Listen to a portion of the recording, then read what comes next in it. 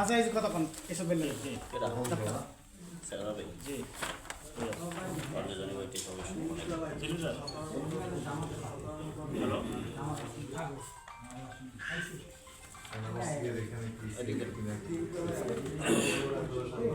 কত হয়েছে তো হয় নাই তো কেন বলছে কোনো কথা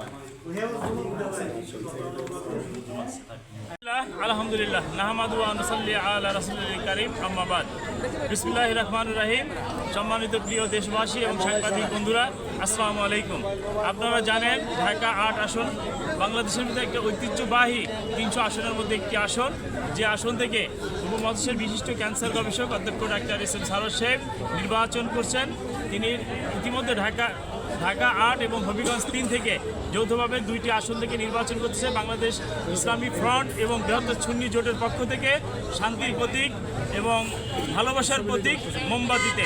আমি প্রিয় দেশবাসীকে আপনাদের এই সাংবাদিক বন্ধুদের ভাইদের মাধ্যমে বলতে চাই, যদি শান্তি চান তাহলে মোমবাতিতে ভোট দিন। শান্তির প্রতীক মোমবাতি, আলোর প্রতীক মোমবাতি। মোমবাতি এমন একটা প্রতীক যেটা মসজিদে, মন্দিরে, গির্জায়, মাদ্রাসায়, এমনকি জন্মদিনের উৎসব পালন করতেও যেটাকে জ্বালাইতে হয়, একটা পবিত্র প্রতীক এবং শান্তির প্রতীক। কথাই বলে যদি চাও শান্তি তাহলে ভোট দাও মোমবাতি।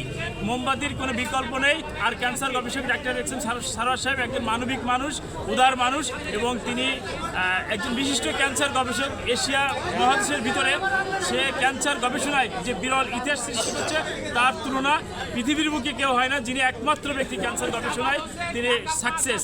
আর এই ব্যক্তিকে যদি আমরা ভোট দিয়ে ঢাকা ৮ থেকে জয়যুক্ত করতে পারি তাহলে তিনি মানব সেবায় দৃষ্টান্ত স্থাপন করবে। আমি প্রিয় সাংবাদিক ভাইদের মাধ্যমে ঢাকা ৮ আসনের সর্বময় ভোটারদেরকে বলবো, আপনারা অনেক লোককে দেখেছেন, বিভিন্ন সময় বিভিন্ন রাজনৈতিক দলকে দেখেছেন, তাদের কাছে আপনারা কী পেয়েছেন আমি জানি না, আমি সেটা বলবো না, শুধু এতটুকু বলবো মানবিক মানুষ ডাক্তার এস এম সারোয়ার সাহেবকে আপনারা মোমবাতিকে ভোট দিন।